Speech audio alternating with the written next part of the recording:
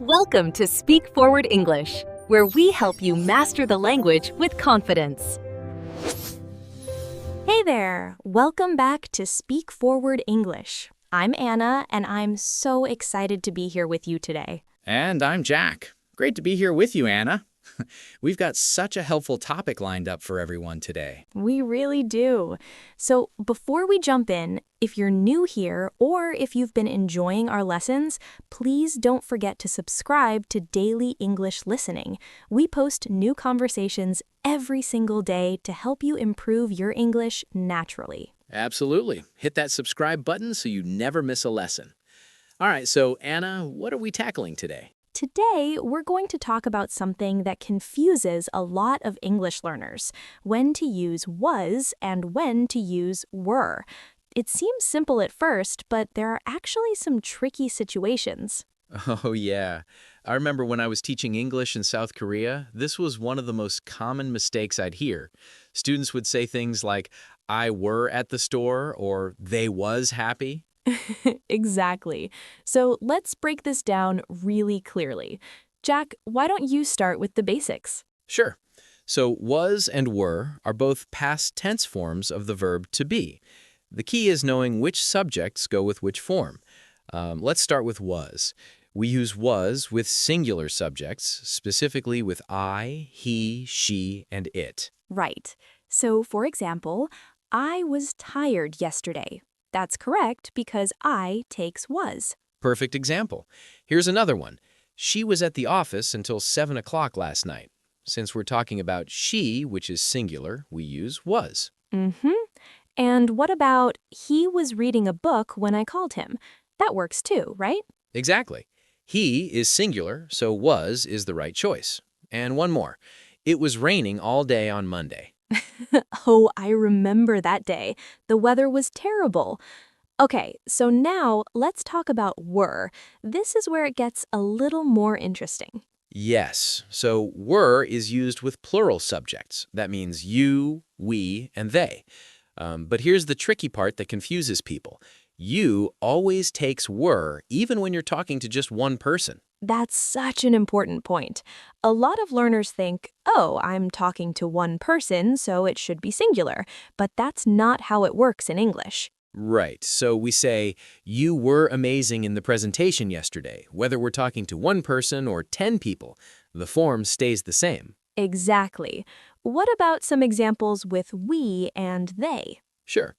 We were at the concert last Saturday night. That's talking about multiple people, including yourself, so we use were. And they were discussing the project when I walked into the conference room.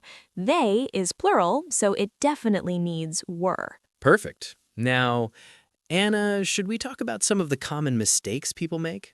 Oh, definitely. I hear these all the time. One really common mistake is mixing up the forms with compound subjects. What do you mean by compound subjects? Well, when you have two or more people or things connected by and. For example, some people might say, my brother and I was at the mall, but that's wrong. Right, because even though you're talking about I, when you combine it with another person using and, it becomes plural. So the correct sentence is, my brother and I were at the mall. Exactly. Here's another one. The cat and the dog was fighting. That sounds wrong, doesn't it? It definitely does. It should be, the cat and the dog were fighting because we have two animals, making it plural. Right. Now, there's another tricky situation we need to talk about. Jack, what about questions and negative sentences? Oh, good point. In questions, we just flip the order. Instead of, you were busy, we ask, were you busy? The form of were doesn't change, we just move it to the front. And the same goes for was, right? Like, was she at home instead of she was at home. Exactly. Now, for negative sentences, we add not. So, I was not ready, or the contraction, I wasn't ready. Mm-hmm. And they were not listening, or they weren't listening. That's a common complaint from teachers. Oh yeah, I've said that sentence many times. You know what else trips people up? Using was and were with their. Oh, the there was and there were constructions. Those are super important. Right. So we use there was when we're talking about one thing, and there were for multiple things. For example, there was a big sale at the store yesterday. One sale, so was. But if we say there were so many people at the sale, we use were because we're talking about many people. Perfect. Here's a mistake I hear sometimes. There was 3 cars in the parking lot. That sounds off, doesn't it? It does. It should be there were 3 cars in the parking lot because we're talking about 3 cars. That's plural. Exactly. Even though there comes first in the sentence, we're actually looking at what comes after was or were to decide which one to use. That's such a helpful tip. Okay, now we need to talk about something that really confuses learners, the subjunctive mood with were. Oh, the subjunctive. That sounds fancy. What exactly is that? Well, it's when we talk about hypothetical situations or wishes, things that aren't real or aren't true. In these cases, we use were for all subjects, even with I, he, she, and it. Can you give me an example? That sounds complicated. Sure, think about the phrase, if I were you. We don't say if I was you in standard English, even though I normally takes was. We say, if I were you, I would take that job offer. Oh, right. I use that all the time without even thinking about it. So it's because we're talking about an impossible situation. I can't actually be you. Exactly. It's hypothetical, so we use were. Here's another one. I wish I were taller. Even though we're talking about I, we use were because it's expressing a wish about something that isn't true. That makes sense. What about she wishes she were better at math? Same idea, right? Perfect. Yes, because it's a wish, an unreal situation. Now, in casual conversation, you'll hear some native speakers say, I wish I was taller, but the grammatically correct form is, I wish I were taller. Interesting. So it's becoming more relaxed in casual speech, but if you're writing formally or you want to be grammatically precise, you should use were. Exactly right. In formal writing, business emails, academic papers, definitely use were for these hypothetical situations. Got it. Now, what about phrases like as if or as though? I think those follow the same rule, don't they? They do. Great catch, Jack. So we'd say, he acts as if he were the boss.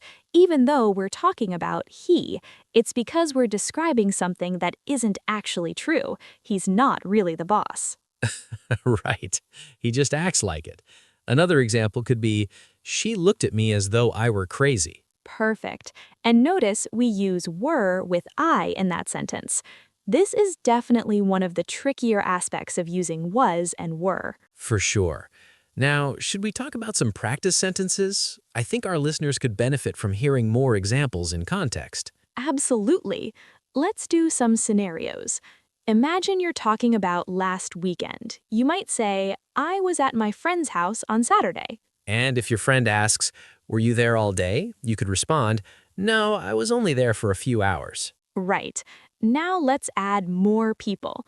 My sister and I were watching movies all afternoon. Remember, compound subject, so we use were. Good. And then maybe, my parents were out shopping while we were at home. Excellent. What about a story? Let's say you're telling someone about a trip. Okay. Last summer, my family and I were in Italy for 2 weeks. The weather was beautiful and the food was incredible. That sounds amazing. Were you in Rome? Yes, we were in Rome for 5 days. It was so crowded, but it was worth it. The Colosseum was breathtaking. Nice. You mixed both was and were perfectly there. It was crowded, singular subject it. We were in Rome, plural subject we. Exactly. Now, let me give you a hypothetical one. If I were rich, I would travel to Italy every year. Perfect use of the subjunctive were. And I'd join you if I were rich too.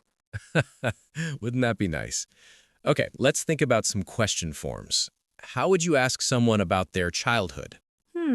I might ask, where were you born? Or what was your favorite subject in school? Great questions. And they might answer, I was born in Chicago, and math was my favorite subject, but I was never very good at sports. I can relate to that.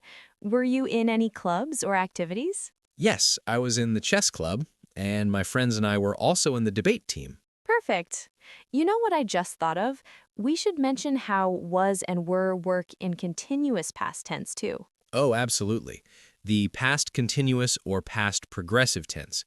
We combine was or were with an ing verb to show an ongoing action in the past. Right, like I was reading when you called, or they were sleeping when the alarm went off. Exactly. The same rules apply. Singular subjects take was and plural subjects take were, but we add that ing verb after it. Here's a good example of both. While I was cooking dinner, my kids were doing their homework. See how we used both forms in one sentence? That's perfect. It really shows how these forms work together in natural speech. You know, another common mistake I've noticed is with collective nouns. Ooh, good point. Collective nouns can be tricky. Words like team, family, group, they refer to multiple people, but they're treated as singular in American English. Right. So we say the team was winning, not the team were winning. Even though a team is made up of many people, we treat it as one unit. Exactly. My family was on vacation. One family unit, so was. But if we say my family members were all arguing, then we use were because we're talking about the individual members. Family arguments. That's relatable. What about the committee was meeting yesterday? Perfect. One committee, even though it has multiple people, so we use was. This is actually different in British English, where they might say the committee were meeting. Interesting. So that's an American versus British English difference. It is. In American English, we treat collective nouns as singular. In British English, they often treat them as plural, but since we're focusing on American English today, we'll stick with the singular form. Got it. Let's do a few more practice sentences. I'll say some, and maybe our listeners can think about whether they'd use was or were before you confirm. Great idea. Okay, go ahead. First one. The store closed when we arrived. That would be was. The store was closed when we arrived. Store is singular, and we're talking about it. Correct. Next. We surprised by the news. Were. We were surprised by the news. Plural subject. Right. How about if he here, he would help us. Ah, subjunctive. Were. If he were here, he would help us. It's a hypothetical situation. Excellent. One more. There, many options to choose from. Were. There were many options to choose from. Multiple options means plural, so were. Perfect. You're making this look easy. Well, once you understand the pattern, it really does become natural. The key is just practicing and paying attention when you're reading or listening to English. Absolutely. And that's why subscribing to Daily English Listening is so helpful. You get to hear these patterns used naturally in conversation every single day. Yes, please subscribe if you haven't already. We'd love to have you as part of our daily learning community. Okay, Jack, should we do a quick recap of everything we've covered today? Definitely. So, let's review. Was is used with singular subjects, I, he, she, and it. And were is used with plural subjects, you, we, and they. Remember that you always takes were, even when talking to one person. Right. In questions, we flip the word order. Was it raining or were they happy? For negatives, we add not, wasn't, or weren't. And compound subjects connected by and are plural, so they take were. Don't forget about there was for singular and there were for plural. Look at what comes after to decide which one to use. And the special subjunctive case. For hypothetical situations, wishes, and unreal conditions, we use were for all subjects, even I, he, she, and it. Great summary. You know, I think the most important thing is just to practice and not be afraid of making mistakes. Oh, absolutely. Everyone makes mistakes when learning a language. The important thing is to learn from them and keep practicing. I still make mistakes in English sometimes, and it's my native language. Same here. Language is always evolving, and there's always something new to learn. That's what makes it interesting. Definitely. Well, I think we've covered was and were pretty thoroughly today. Is there anything else you think we should mention, Anna? I think we've hit all the major points. The best thing our listeners can do now is practice using these in their own sentences and conversations. Agreed. Try making up your own sentences or think about things that happened yesterday and describe them using was and were. That's excellent advice. And remember, if you enjoyed this conversation and want more daily English practice, please subscribe to Daily English Listening. Yes, we're here every day with new conversations to help you improve your English naturally and comfortably. Thanks so much for listening today, everyone. Keep practicing, and we'll see you in the next lesson. Happy learning! And remember, whether you were confused before or you were already confident with was and were, we hope this was helpful. Nice use of both forms there, Jack. All right, everyone, take care and keep listening. Bye for now.